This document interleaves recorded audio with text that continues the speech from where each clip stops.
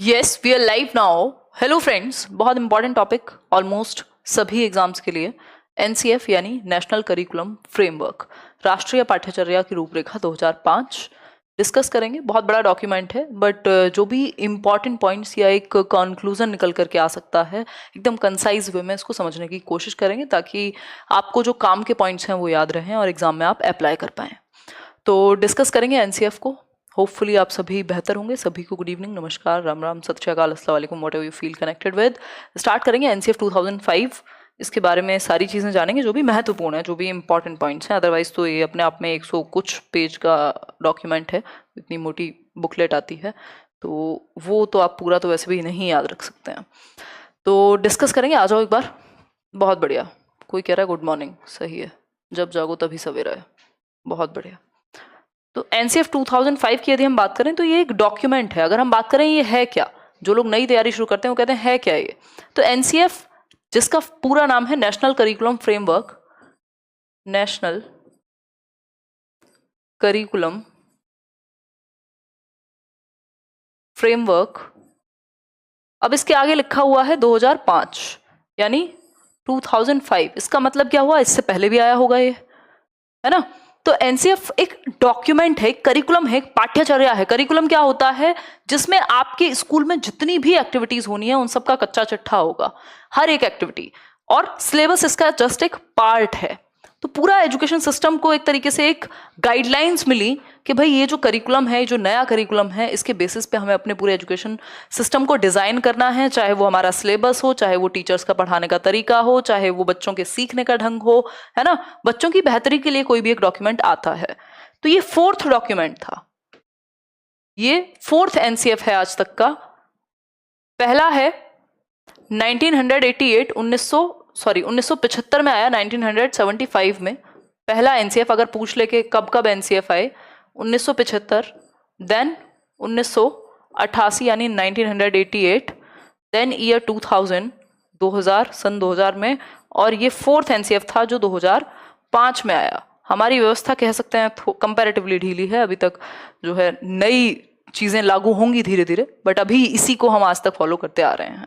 ठीक, तो ये कुछ 4 एनसीएफ हैं हमारे पास। हालांकि इसमें बहुत सारी चीजें ऐसी हैं जो शायद जमीनी स्तर पे आज तक भी लागू ना हुई हो, बट गाइडलाइंस अच्छी हैं।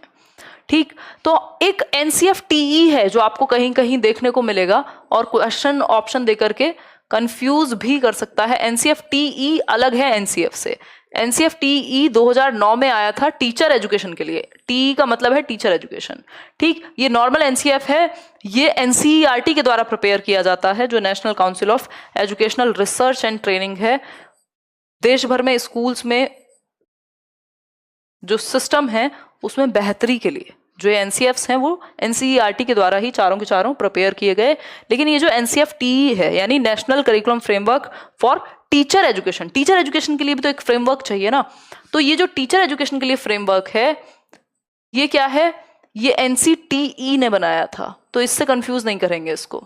एनसीटीई एक अलग व्यवस्था है जो रेगुलेट करती है टीचर एजुकेशन को। एनसीटीई की full form national council for teacher education. ठीक है बात, तो ये अलग है। यहाँ पे हम बात कर रहे हैं नॉर्मल स्कूल वाले करिकुलम की, जो बच्चों के लिए है, टीचर्स के लिए है, लेकिन ये सिर्फ टीचर्स के लिए था, एनसीएफ टीई। इसकी चर्चा कभी और करेंगे। ठीक है बात, तो ये फोर्थ एनसीएफ है जिसको एनसीईआरटी ने प्रिपेयर किया, और ये कहता है कि भाई बच्चों से ना एक तो बर्डन कम कर लो। जो मेन उद्देश्य था वो यही था कि एक रिपोर्ट थी 1993 की, 1993 की, प्रोफेसर यशपाल की हेड करते हुए उन्होंने एक रिपोर्ट थी समिति की, जिसका नाम है लर्निंग विदाउट बर्डन, यानी शिक्षा बिना बोझ के। कि जो हमारा एजुकेशन सिस्टम है वो रटने पे ज्यादा जोर दे रहा है, वो एक तरीके से रिजिडनेस है एग्जामिनेशन की, डर है एग्जामिनेशन को, बस्ता है भारी लेकर के, बच्चे से भारी बस्ता है जो वो स्कूल लेकर के जाता है, जो बैग है उससे भारी है ना। तो वो बर्डन को कम किया जाए, शिक्षा बिना बोझ के। ये एक रिपोर्ट थी कमेटी की जिसपे इसको पूरा आधार बना करके डिजाइन किया गया। एक बार मैं देख लेती हूँ ये ठीक से चल रहा है कि नहीं, है ना। एक नया टाइम टेबल कह लीजिए आप लेट्स लर्न के लिए जल्दी ही आपके सामने प्रस्तुत होगा। कुछ परिवर्तन करेंगे हम लोग। ठीक चल रही हैं चीजें, चलिए बहुत बढ़िया।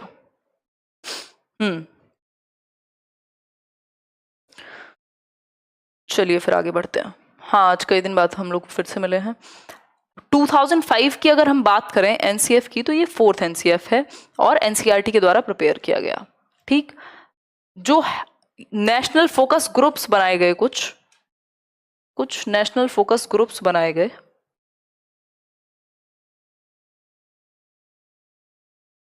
ठीक, नेशनल फोकस ग्रुप्स बनाए गए, 21 नेशनल फोकस ग्रुप बनाए गए, मतलब बेसिकली अलग अलग ग्रुप्स बने जिन्होंने अलग अलग अपनी चेंजेस के प्रावधान दिए। नेशनल फोकस ग्रुप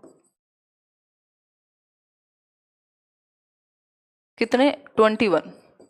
ठीक, हेड कौन थे इसको पूरे जो भी लीड करने वाला प्रोग्राम है, वो थे प्रोफेसर यशपाल, जो पहले भी जो एक रिपोर्ट आई थी लर्निंग विदाउट बर्डन, उसके हेड रह चुके थे, जिसपे ये बेस्ड है, प्रोफेसर यशपाल। ठीक, अगर हम बात करें तो लर्निंग विदाउट बर्डन, अगर ये मैं कहूँ इंस्पायर्ड कहाँ से है, तो लर्निंग विदाउट बर्डन यानी शिक्षा बिना बोझ के जो एक रिपोर्ट है उस पर, लर्निंग विदाउट बर्डन। इसके अलावा अगर हम बात करें तो एक NPE, national policy of education 1986 की जो नई मतलब शिक्षा नीति कहेंगे जिसको, नेशनल राष्ट्रीय शिक्षा नीति, इन दोनों से ये कहेंगे इसका जो इंस्पिरेशन है वो ड्रॉ किया गया कि हमें ज़रूरत पड़ी एक ऐसे डॉक्यूमेंट की जिसमें बच्चों की भलाई के लिए, जिसमें आप बच्चे को बाहर की लाइफ से या रियल लाइफ से कनेक्ट कर पाएं, उसकी स्कूल की लाइफ को। ठीक, तो ये एक बेसिक बात है।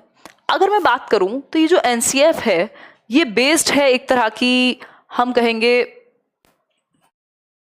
फिलॉसफी पे, इतना नोट कर लिया होगा होपफुली आपने। और वो फिलॉसफी क्या है या वो स्कूल ऑफ साइकोलॉजी क्या है जिसपे ये बेस्ड है, क्वेश्चन पूछ भी लिया जाता है। तो आपको पता होना चाहिए कंस्ट्रक्टिविज्म यानी रचनावाद एक ऐसा क्षेत्र है।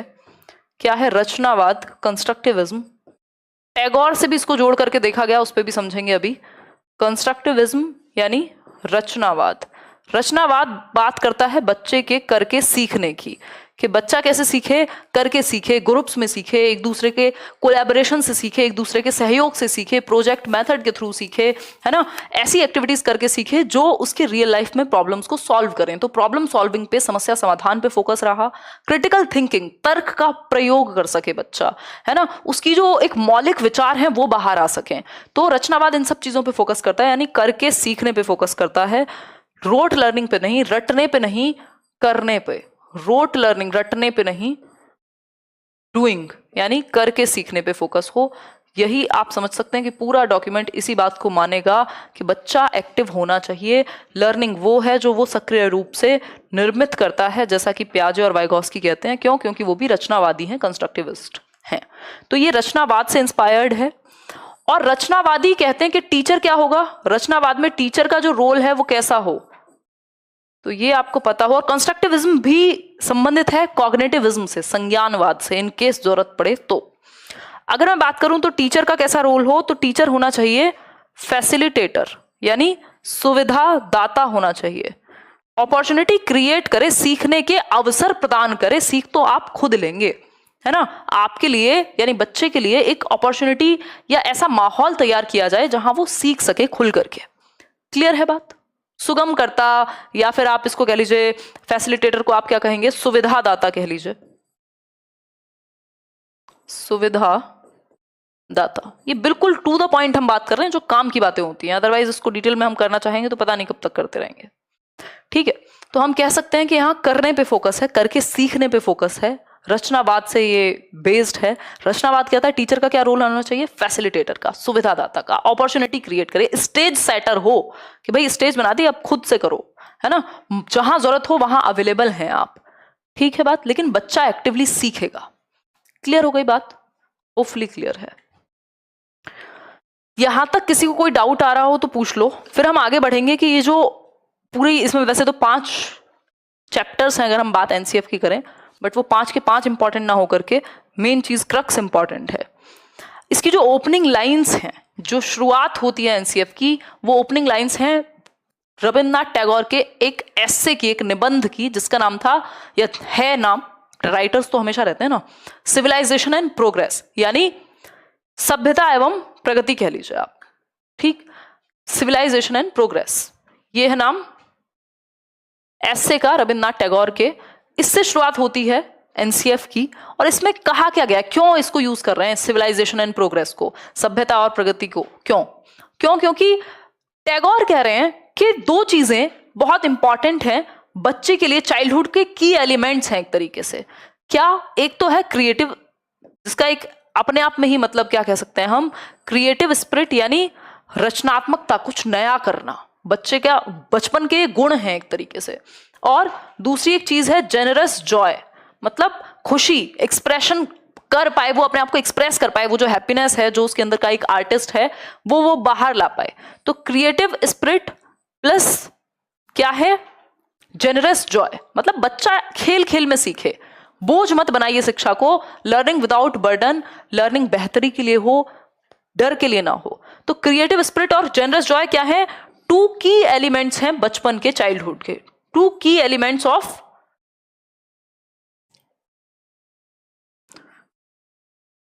टू की एलिमेंट्स, यानी दो ऐसे तत्व हैं जो बचपन की विशेषता को जाहिर करते हैं। बच्चे को इसी के माध्यम से सिखाया जाना चाहिए कि वो करके सीखे, एकदम जॉयफुल ढंग से सीखे। दूसरा, क्रिएटिविटी उसके अंदर की जो है, सृजनात्मकता, रचनात्मकता, वो बाहर आए, कुछ नया करने की जो क्षमता वो अपने अंदर रखता है वो बाहर आए। ठीक, ये क्वेश्चन पूछा जा सकता है। सिविलाइजेशन एंड प्रोग्रेस जो एस्से है रविन्द्रनाथ टैगोर का, उससे शुरू होता है एनसीएफ, या ओपनिंग लाइन ये है जिसमें उन्होंने बेसिकली बात की है कि बच्चे के अंदर दो की एलिमेंट्स हैं बचपन के, यानी दो बहुत महत्वपूर्ण तत्व हैं। एक है क्रिएटिव स्पिरिट यानी कुछ नया करने की क्षमता, दूसरा जनरस जॉय यानी वो एंजॉय करे लर्निंग को, ऐसे सिखाइए कि मजा आ जाए, है ना। 4 घंटे की एक यहाँ मैराथन पड़ी हुई है लेट्स लर्न पे, और भी कई कई घंटे के हैं। 18 लाख लोग, 20 लाख लोग, इतने छोटे से डोमेन में जहां पेपर ही 10 लाख लोग देते हैं मुश्किल से, अलग अलग एग्जाम्स को मिला करके देख चुके हैं। क्यों? क्योंकि वो इंटरेस्टिंग है, सीख पा रहे हैं हम, शायद मैं ऐसा मान के चल रही हूँ, है ना, ये ऐसे नार्सिसिज्म की बात नहीं। तो सिविलाइजेशन एंड प्रोग्रेस यानी क्रिएटिव स्पिरिट, जनरस जॉय, दो की एलिमेंट्स बचपन के, और इन्हीं को बना के रखना है।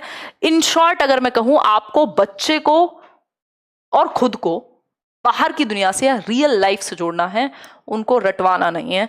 ये एक बेसिक बात है एनसीएफ की। अगर बात करें तो 5 गाइडिंग प्रिंसिपल्स हैं। कभी भी आप एनसीएफ के क्वेश्चन में पढ़ें, फंसे, तो याद रखिएगा एग्जाम में कि ये 5 गाइडिंग प्रिंसिपल्स जो ये मुख्य निर्देश हैं किसके, एनसीएफ के, 5 गाइडिंग प्रिंसिपल्स ऑफ एनसीएफ, ये आपको बचा लेंगे यदि आप इनको ठीक से समझ पाए होंगे तो।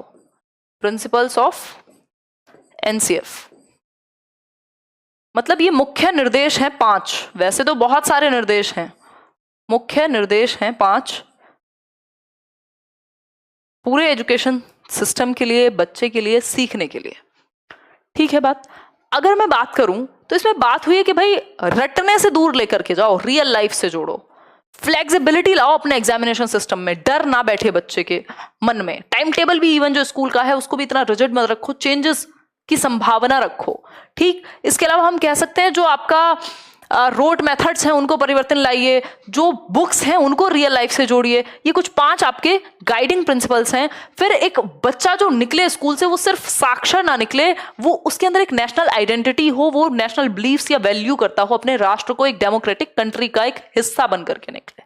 ठीक है बात, समझते हैं एक बार एक एक करके इन 5 के 5 गाइडिंग प्रिंसिपल्स को समझते हैं। ये आपको बचाने का काम करते हैं, सेवियर का काम करते हैं। जब आप एनसीएफ के क्वेश्चन में फंसते हैं तो सबसे ज्यादा हेल्प यही करेंगे। ठीक, समझेंगे एक बार। पानी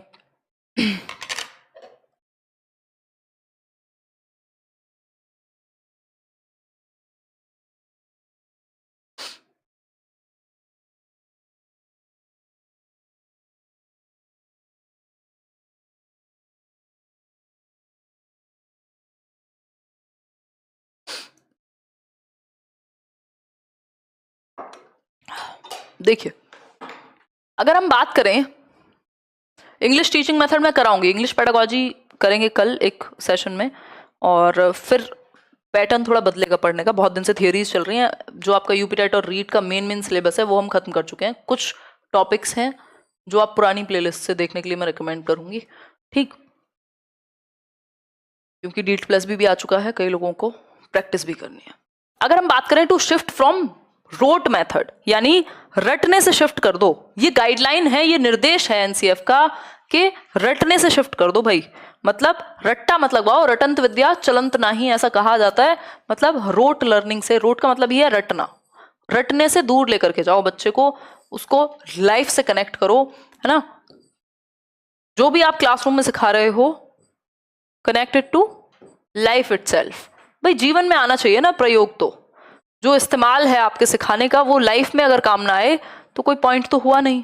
तो कनेक्टेड टू लाइफ इटसेल्फ, जो रटने की बजाय फोकस किस पे हो, जिंदगी से जोड़ने पे हो, ताकि क्योंकि आपके लिए मीनिंगफुल क्या है, जो कंस्ट्रक्टिविज्म है, जो रचनावाद है जिसकी अभी बात कर रहे थे हम, जिसपे ही पूरा एनसीएफ बेस्ड है, वो कहता है लर्निंग होनी चाहिए मीनिंगफुल, यानी कि अर्थपूर्ण होना चाहिए, अधिगम मीनिंगफुल होनी चाहिए। क्या?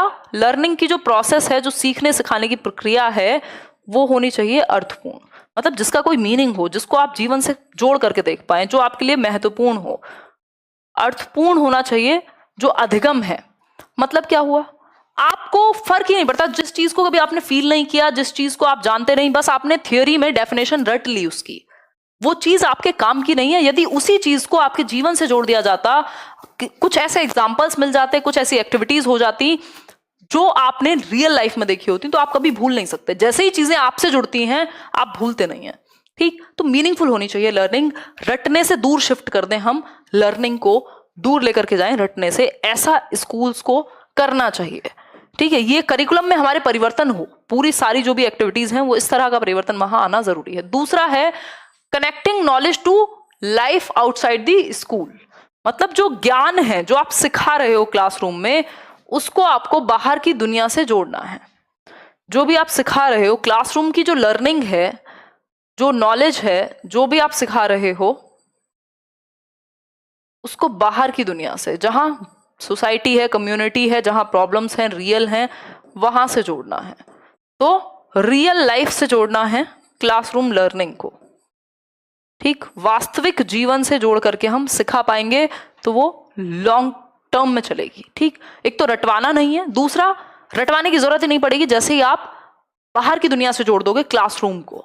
भाई इतना कंफर्टेबल बच्चा क्लासरूम में फील करे, इतना ही एंजॉय वो करे क्लासरूम के अंदर जितना वो घर बैठ के कार्टून देखते हुए करता है। लर्निंग इतनी मीनिंगफुल होनी चाहिए, आपने बाहर की दुनिया से, जिस दुनिया से वो बिलोंग करता है, जहां से वो आया है, वहां से आप कनेक्ट कर रहे हैं उसको, चाहे एग्जांपल्स के थ्रू, चाहे कुछ प्रोजेक्ट्स देकर के, चाहे कम्युनिटी में कुछ कोलैबोरेटिव प्रोजेक्ट्स करा रहे हैं, कुछ एक्टिविटी इस तरीके की करा रहे हैं, कोई नुक्कड़ नाटक है, 70 तरह की चीजें हो सकती हैं। आगे बढ़ेंगे, थर्ड जो आपकी गाइडलाइन है, थर्ड गाइडलाइन है examination should be more flexible, यानी लचीला हो। जो एग्जामिनेशन सिस्टम है वो लचीला होना चाहिए, रिजिड नहीं होना चाहिए, है ना। तो अभी तभी आप देख रहे हैं कि ये सीसी को बेसिकली रिकमेंड करते हैं, एक तरीके से सीसी की वकालत करते हैं एक तरीके से, जो कॉन्टिन्यूअस एंड कॉम्प्रिहेंसिव इवैल्यूएशन है। यानी बच्चे को आप ऑलमोस्ट हर एक ढंग से होलिस्टिक वे में जांच पाओ, उसका सर्वांगीण विकास हो पा रहा है एजुकेशन से या नहीं, ये आप जांच पाओ। होलिस्टिक का मतलब है सर्वांगीण, यानी सिर्फ दिमाग से रिलेटेड या सिर्फ पेन पेपर से रिलेटेड नहीं, आप उसके शारीरिक विकास पे भी फोकस कर रहे हैं, उसके मानसिक विकास पे भी फोकस कर रहे हैं, उसके सामाजिक विकास पे भी फोकस कर रहे हैं, और उसके सामवेगिक यानी इमोशनल डेवलपमेंट पे भी फोकस कर रहे हैं। बेसिकली हम मेन जो डोमेन है उसके डेवलपमेंट के, वो 4 डोमेन पढ़ते हैं। फिजिकल, PCSE, फिजिकल कॉग्निटिव यानी दिमाग से संबंधित, फिजिकल यानी शरीर से संबंधित, सोशल यानी हम सोशल बीइंग हैं तो हमें 4 लोगों में रहने की बुद्धि भी होनी चाहिए, और साथ में इमोशनल डेवलपमेंट, हम अपने इमोशंस को क्या कर पाएं, कंट्रोल कर पाएं, सही जगह पे यूज कर पाएं, उनके प्रति अवेयर हो, ये सब क्या है, मैनेज कर पाएं। ये सारा इमोशनल डेवलपमेंट का खेल है। ठीक, तो ये चारों ही एस्पेक्ट में बच्चा डेवलप हो पाए, एक ऐसी आइडेंटिटी उसकी बने जो कंप्लीट हो। ठीक, सिर्फ पेन पेपर लेकर के उसको रटना आता है, वो जो 3 इडियट मूवी है, वैसी स्थिति नहीं बननी चाहिए कि साक्षर तो हैं, जो सामने मिल गया उसको रट डाला, पता नहीं क्या है। इन ऑल एस्पेक्ट्स वो डेवलप हो। होलिस्टिक का मतलब ये सभी एस्पेक्ट, चहुमुखी विकास हो बच्चे का, इस तरीके का हम करिकुलम डिजाइन कर पाए, है ना। तो फ्लेक्सिबिलिटी हो एग्जामिनेशन में, डर ना हो कि इसीलिए आप देखते हैं कितने सारे एफएज हो गए हैं, ग्रेड सिस्टम हुआ, फिर और भी बहुत सारी एक्टिविटीज की मूल्यांकन किया जाने लगा। सिर्फ पेन पेपर नहीं, बाकी एस्पेक्ट भी हम देख रहे हैं बच्चे का कि वो ड्राइंग में कितना अच्छा है, वो पेंटिंग में कितना अच्छा है, वो डांस में कितना अच्छा है, या क्या को करिकुलर एक्टिविटीज वो कर सकता है। ठीक है, आगे बढ़ेंगे। नेक्स्ट है फोर्थ, करिकुलम, यानी करिकुलम कैसा बने, जो पाठ्यचर्या है उसको ऐसा डिजाइन करें हम कि वो टेक्स्ट बुक के बाहर चली जाए। सिर्फ जो आपका करिकुलम है, देखो करिकुलम में आपका सिलेबस भी है, सिलेबस बुक से संबंधित है, तो सिर्फ किताबों तक नहीं सीमित, करिकुलम में बहुत सारी एक्टिविटीज हैं, सिर्फ टेक्स्ट बुक तक सीमित नहीं है। तो मल्टीपल टाइप्स ऑफ एक्टिविटीज हम यहां इंक्लूड कर सकते हैं। करिकुलम का ऐसा होना जरूरी है जो किताबों से दूर तक जाए, बच्चे की क्रिटिकल थिंकिंग, उसका जजमेंट, उसकी प्रॉब्लम सॉल्विंग, उसका कोलैबोरेशन, ये सब चीजें बेहतर हो पाए, है ना। समस्या समाधान पे हम फोकस कर पाए कि वो चीजें करके सीख पाए, इस चीज पे हम क्या कर पाए, फोकस कर पाए। ठीक है, बात इतनी सभी को क्लियर है? क्लियर है ना? चलिए आगे बढ़ते हैं। लास्ट एक इसकी क्या कहेंगे गाइडिंग प्रिंसिपल है, नर्चरिंग एंड ओवरराइडिंग आइडेंटिटी, यानी एक ऐसा डेमोक्रेटिक कंट्री का सिटीजन हम बनाएं बच्चे को जिसमें नेशनल वैल्यूज हो, कुछ एथिक्स हो, कुछ मॉरल्स हो, है ना। तो नेशनल वैल्यूज या बिलीफ्स के साथ वो आगे बढ़े, उसमें नेशनल वैल्यूज भी डेवलप हो, डेमोक्रेटिक वैल्यूज भी डेवलप हो, सबकी बात को सुन सके, समझ सके, सिर्फ अपनी अपनी ना गाए, है ना। एक ऐसी आइडेंटिटी उसकी क्रिएट हो कि वो सामंजस्य स्थापित करे अपने आसपास भी और देश के लिए भी कुछ बेहतर कर पाए। ठीक, तो ये एक बेसिक बात हुई। ये 5 गाइडिंग प्रिंसिपल्स हैं। यदि आपने इन 5 गाइडिंग प्रिंसिपल्स का ध्यान रखा, आपका क्वेश्चन एनसीएफ से रिलेटेड गलत हो नहीं सकता। क्यों? क्योंकि आपको पता है घुमा फिरा के आपको ले जाना है बच्चे को रोट लर्निंग से दूर, रटने से दूर लेके जाना है ना। ऐसे लेके चलना है, किससे? रटने से दूर। ऐसे गाने याद आ जाते हैं मेरे को दिमाग में लाइंस बोलते हुए। फिर दूसरी एक चीज है, फ्लेक्सिबिलिटी लानी है एग्जामिनेशन सिस्टम में। करिकुलम को किताबों से दूर लेके जाना है, अगेन दूर, गलत गलत चीजों को सबको दूर। ठीक, बिना बर्डन के सिखाएंगे आप। क्लियर है बात? बिल्कुल। अब बात आती है लर्निंग एंड नॉलेज की। यहां एनसीएफ में बात हो रही है कि सिर्फ जो अधिगम है, लर्निंग ऐसी मत कराइए कि वो सिर्फ इंफॉर्मेशन बन जाए, वो ज्ञान बने। अब ज्ञान और इंफॉर्मेशन और नॉलेज में अंतर है। सिर्फ इंफॉर्मेशन को हम ये नहीं मान सकते कि बहुत नॉलेजेबल है। इंफॉर्मेशन गूगल पे भी बहुत है, कितना आप समझ पा रहे हैं उस चीज से। ठीक, मतलब अगर समझ पाए तो बहुत अच्छा है, लेकिन नॉलेज का मतलब सिर्फ मियर इंफॉर्मेशन नहीं है। उसको यदि हम कनेक्ट कर पाए लाइफ से तो वो इंफॉर्मेशन नॉलेज बन पाएगी।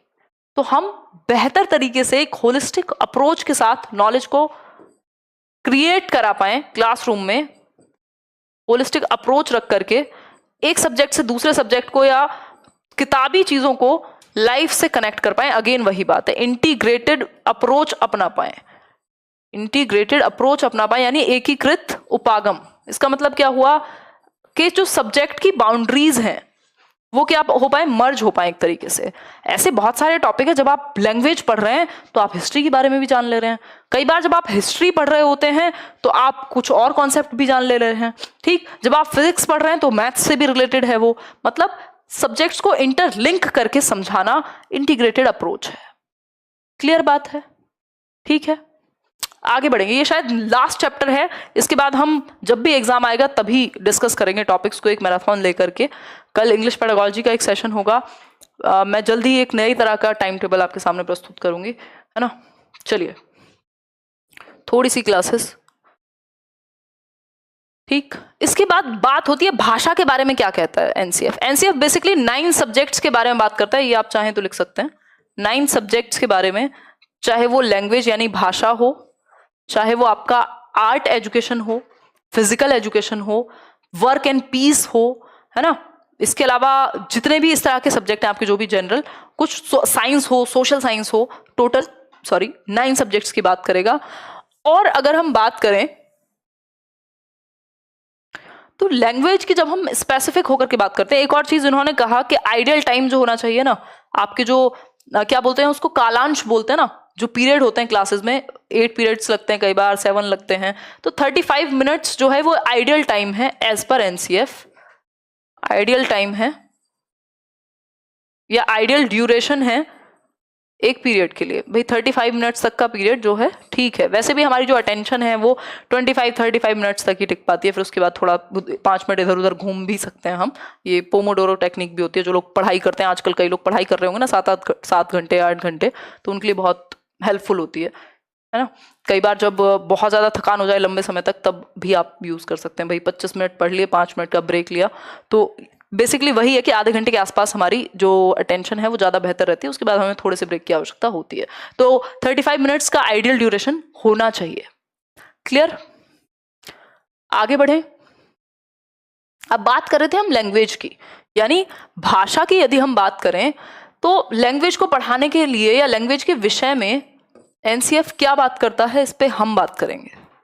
ठीक, अगर मैं बात करूं तो एनसीएफ कहता है कि जो लैंग्वेज है, पहली बात तो जो शिक्षा है वो बच्चे की मदर टंग में दी जानी चाहिए, प्राइमरी लेवल पे तो एटलीस्ट मदर टंग।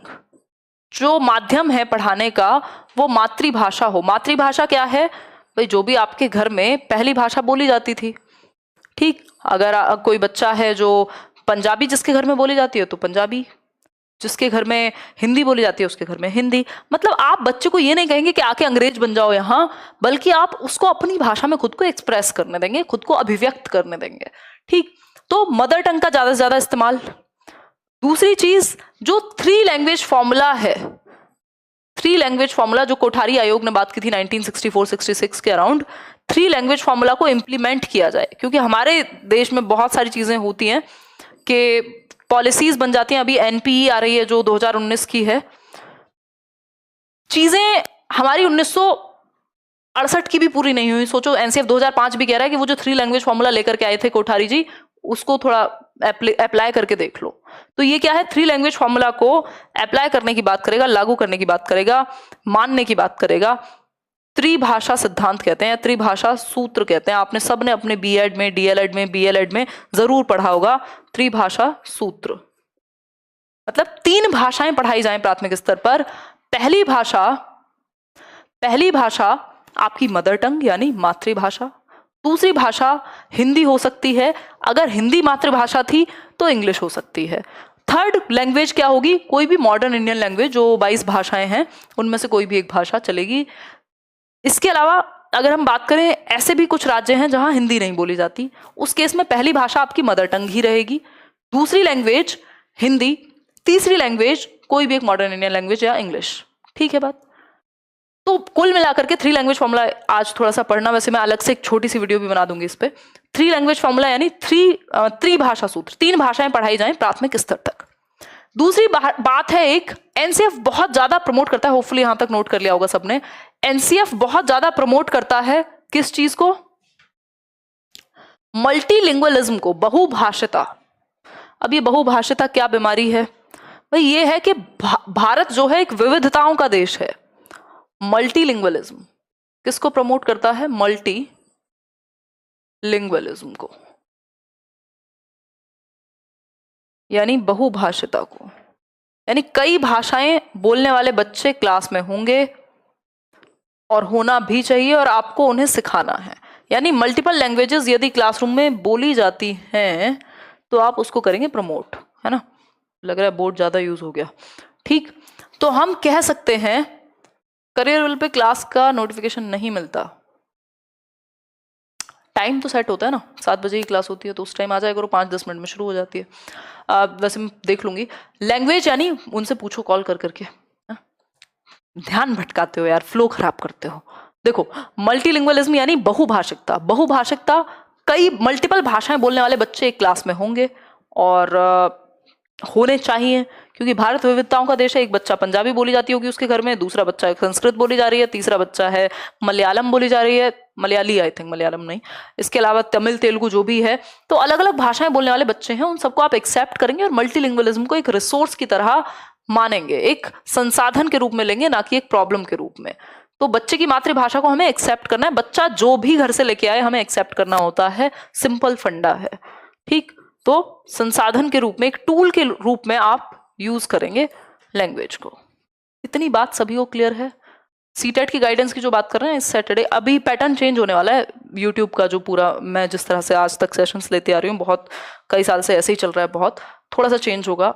मैं जल्दी डिस्कस करूँगी एक सेशन में कि किस तरह से सेशंस रहेंगे, क्योंकि बीच में आप लोग भी कंफ्यूज हो जाते हैं, कभी क्लास हो रही है कभी नहीं। ठीक, आगे बढ़ेंगे। तो ये सारी बात है कि लैंग्वेज क्या थी, प्रॉब्लम थी, मतलब प्रॉब्लम नहीं बननी चाहिए लैंग्वेज। इसके अलावा अगर मैं बात करूं तो बहुत सारी प्रॉब्लम्स थी जिनको सॉल्व करने की बात की किसने, एनसीएफ ने, कि भाई बच्चों को आप दंड दे रहे हो। ठीक, इसके अलावा अगर हम बात करें तो बच्चा जो है वो डिस्कम्फर्ट में बैठा हुआ है। इसके अलावा अगर हम बात करें तो जो गर्ल्स हैं उनके लिए एक प्रॉपर सिस्टम नहीं है, चाहे वो टॉयलेट से लेकर के किसी भी तरह की चीज़ें हो। आपका जो करिकुलम है या टेक्स्ट बुक्स हैं वो बिल्कुल रोट लर्निंग की बात कर रही हैं। तो अभी आप देखते हैं कि अभी जो लेटेस्ट टेक्स्ट बुक्स हैं कि वो बहुत ही आसान भाषा में लिखी गई हैं, बहुत सारी पिक्चर्स का यूज़ किया गया है, ये सारी चीज़ें हैं। तो एनसीएफ से हमने यही सीखा। अगर मैं बात कहूँ कि आपने सीखा क्या, वैसे तो आप सबका अपना एक अंडरस्टैंडिंग होती है, ऐसे लाइक शेयर कर दिया करो यार, हैं। तो अगर हमने सीखा क्या, कंक्लूजन पे अगर हम आए तो हम कह सकते हैं कि 5 गाइडिंग प्रिंसिपल्स दिए। प्रोफेसर यशपाल इसके हेड थे, जो पूरी कमेटी बनी थी, नेशनल फोकस ग्रुप्स बने थे कुछ 21। आप अभी भी उन पेपर्स को पढ़ सकते हैं, जो पोजीशन पेपर्स हैं नेशनल फोकस ग्रुप्स ने दिए थे एनसीईआरटी की वेबसाइट पे जाके, अगर आप बहुत डिटेल में सीखना चाहते हैं तो।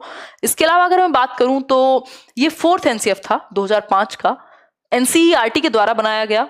और एससीईआरटीज और डाइट्स जो होते हैं आपके state council of educational research और जो district institute of educational research training की जो हम बात करते हैं, डाइट और एससीईआरटीज जो हैं वो इसको इम्प्लीमेंट कराएं या इसमें परिवर्तन ला पाएं, इस चीज़ को भी फोकस किया गया, इन्वॉल्व किया गया उनको कि इसको इम्प्लीमेंट कराया जाए जो भी चेंजेस हैं।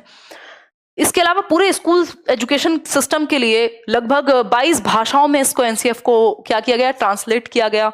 17 स्टेट यानी जो 17 राज्य हैं भारत में, उनके सिलेबस को इसने अफेक्ट किया, है ना, या इम्पैक्ट डाला, चेंजेस हुए।